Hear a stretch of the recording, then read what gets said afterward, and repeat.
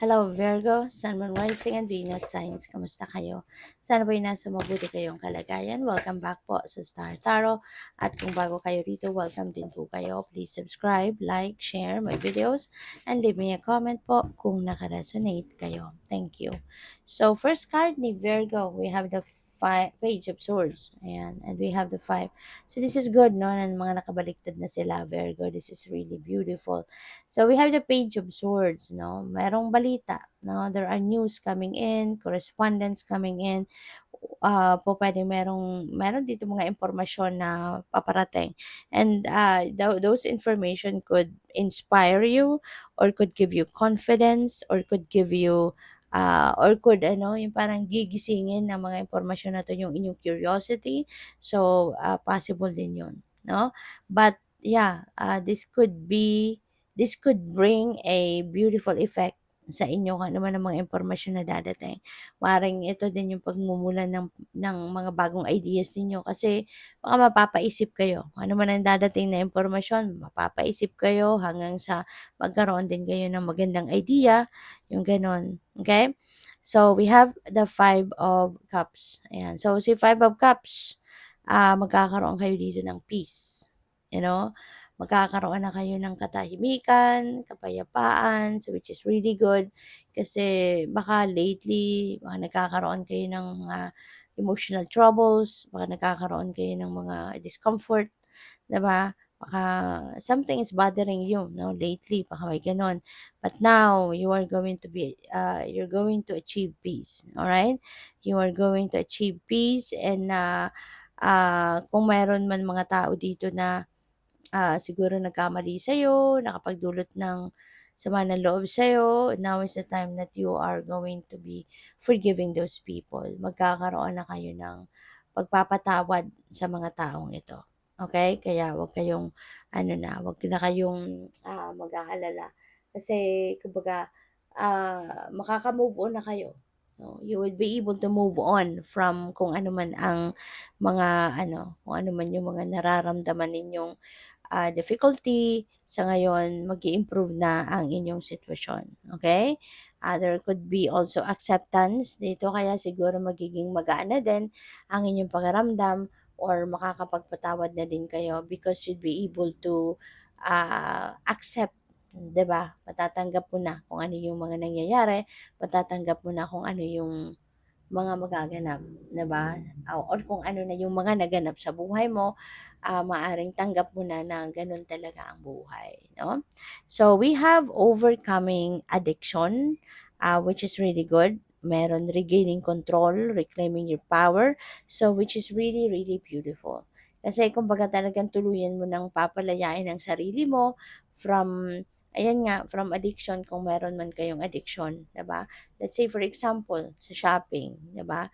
There are people, no, who got addicted to shopping. So maaring sa ngayon malilinawan ang isip mo, 'di ba? Mo-overcome mo na yung addiction mo. Maaaring mare-realize mo na sa ngayon na, oh wow, oo nga, 'di ba? Mahirap ang buhay ngayon. Medyo maraming tao yung nag-struggle ngayon pagdating sa pera. Kaya maaring mabago ang perception mo, mabago din yung pakiramdam mo na baka maaapektuhan ka din, 'di ba, ng difficulty, no, sa ngayon, sa mundo. So, baka mare-realize mo din sa ngayon na I'd rather change din, 'di ba, yung ano mo, yung the way na i-manage mo yung pera, maaaring maisipan mo din ngayon na kailangan mo din baguhin na ito for the better. Kasi nga maraming tao nga ngayon ang pupuwedeng nagkakaroon ng financial difficulty, tapos kayo, 'di ba, kung panay ano kayo, kasi addicted nga kayo sa shopping siguro, 'di ba? So, panay shopping, panay bili, panay ano. So, maaaring ngayon mabago 'yan, 'di ba? Baka in a way mabawasan, 'di ba? Mabawasan yung pagsho-shopping kasi baka kahit hindi kailangan, talagang bili kayo ng bili, 'di ba?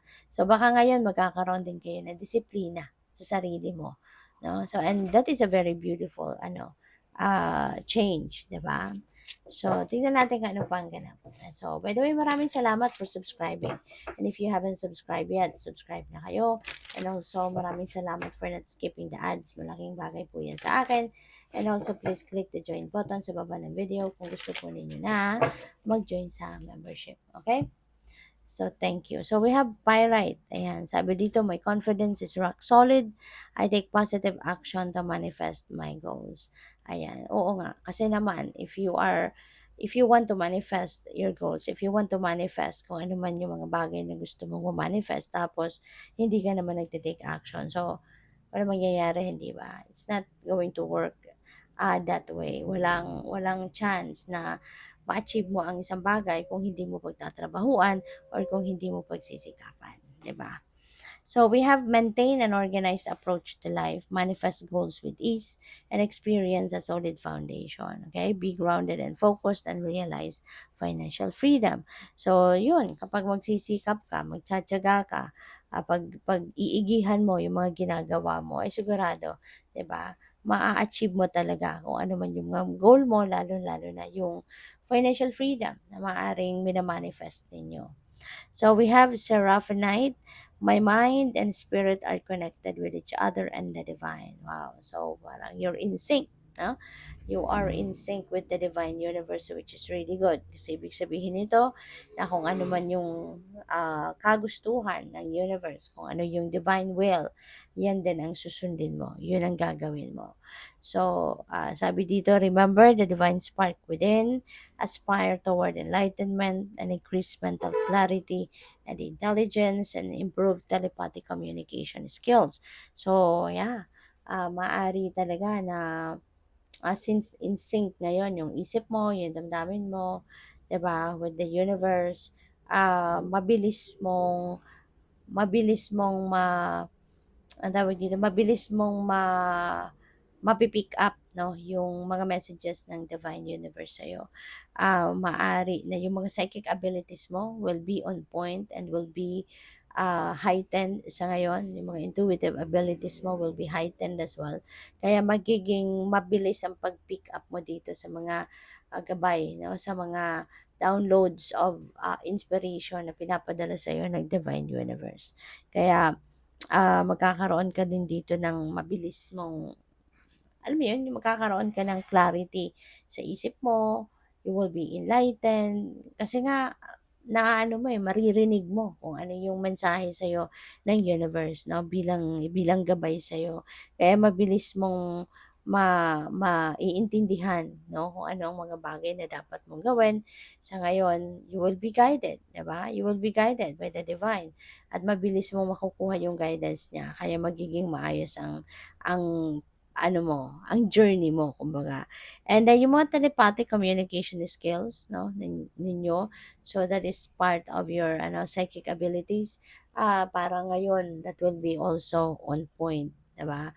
Yung parang yung parang iniisip mo lang, ano yun, mapapansin mo yun, if that is, if that is, kumbaga, ah, magma-manifest na 'yan sa buhay mo.